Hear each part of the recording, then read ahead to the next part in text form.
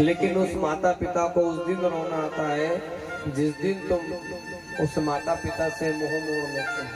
अरे कुछ पल इस मोबाइल से अलग होकर के, इस मल्टीमीडिया की दुनिया से अलग होकर के अपने माता पिता के पास बैठना, तो तुम्हें जो ज्ञान स्कूल में नहीं मिला होगा वो ज्ञान तुम्हें वो माता पिता। और आपसे क्या आस करते हैं? जिस माँ ने तुम्हें 9 महीने गर्भ में ढोया, अगर जब वो माँ तुमसे कुछ नहीं चाहती तो अब क्या लेकर के, लेकिन तुम अपनी माँ को अपनी पत्नी के पीछे डाकन बोलते हो और हर कुछ अपने माता पिता को। मैंने तो उन कथावाचक चाहे बड़े बड़े संत में उनकी निंदा नहीं करता, लेकिन ये निवेदन करना चाहता हूँ कि शास्त्र में 4 आश्रम बताएं, पहला ब्रह्मचर्य, दूसरा गृहस्थ, तीसरा वानप्रस्थ और चौथा संन्यास। लेकिन हम लोगों ने वृद्धाश्रम खोल करके उन नवयुवक पीढ़ियों को ये बढ़ावा दे दिया कि अगर माता पिता घर में नहीं हो या माता पिता की सेवा नहीं होती हो तो उनको वृद्धाश्रम में। मैं मानता हूँ तुम गौशाला खोलते हो, तुम कितना भी दान कर देना, अगर तुम्हारे घर में तुम्हारे माता पिता बैठे हैं तो तुम दादा कितना भी खाटू श्याम चले जाना, तुम्हारा जाना सार्थक। जिस खाटू श्याम ने अपनी माँ के वचनों पर, अरे तुम हर 11 पर माता वहाँ पर खाटू श्याम में जाते हो, नाचते हो, अपने आप को बड़ा भगत समझते हो, लेकिन ईमानदारी से बताना क्या रोज अपने माता पिता के पास बैठ कर के ये बात करते हो कि माँ तेरे हालचाल कैसे है? या कभी अपने माता पिता की पैर की धूली साफ करी हो? अगर माता पिता की धूली साफ नहीं करी तो तुम्हारा खाटू श्याम जाना भी कोई काम का नहीं है। लेकिन आज कलिकाल ने इतना बिगाड़ दिया है कि पत्नी के पीछे भगते हैं, लेकिन माता पिता दर दर की ठोकर खाते हैं। और बेचारे अधिकतर देखना, आप फुटपाथ पर देखना, अधिकतर बूढ़ा माँ और बूढ़ा बाप ही मिलेगा आपको।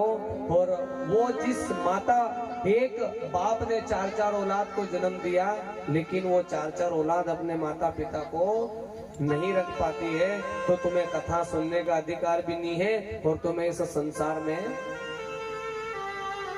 मनुष्य जीवन लेने का अधिकार भी।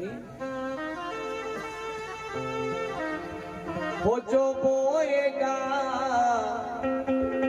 वही पाएगा, जो बोएगा वही पाएगा, ये तेरा किया आगे आएगा, सुख दुख है क्या फल कर्मों का, जैसी करनी वैसी करनी, जैसी करनी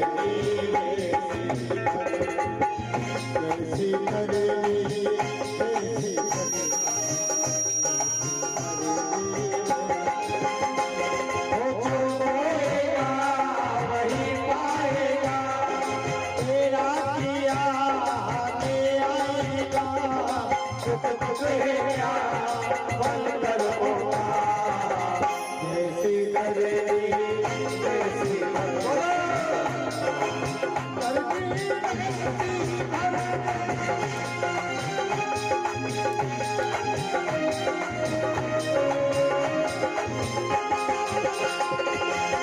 सबसे बड़ी पूजा है माता पिता की सेवा, सबसे बड़ी पूजा है माता पिता की सेवा।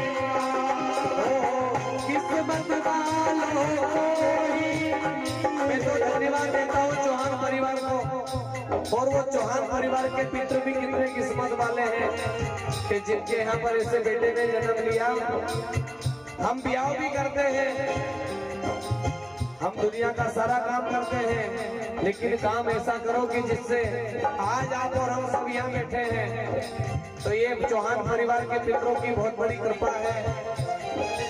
इतने तो कभी राम मंदिर में भी जाकर के इकट्ठा हम नहीं होंगे ना, जन्माष्टमी के दिन इकट्ठा हुए होंगे, लेकिन धन्य है चौहान परिवार और धन्य है गजराज सिंह पंडा जी और उनकी संतान। उनका ये कहना है कि गुरुजी चाहे वृंदावन नहीं जाएंगे, चाहे मथुरा काशी नहीं जाएंगे, और हमारे एक जजमान है इंदौर क्षेत्र में, जो दादा के रिश्तेदार हैं ठाकुर साहब के, जिनका नाम है बने सिंह ठाकुर साहब पांडा। उनका नियम है कि आज भी उनके यहाँ पर लक्ष्मी पूजन होती है तो अपने माता पिता को बिठा करके और पूरा परिवार पूजन करता है और माँ के पैर धोते हैं, पिताजी के पैर धोते हैं।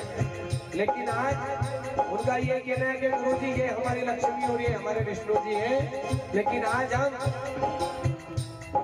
मंदिर में मूर्त यानी जिंदे सांप को लाठी से धमकाया और मंदिर में जाकर पत्थर नाक बुझवाया, जिंदे माता पिता जिंदे बाप को लाठी से धमकाया और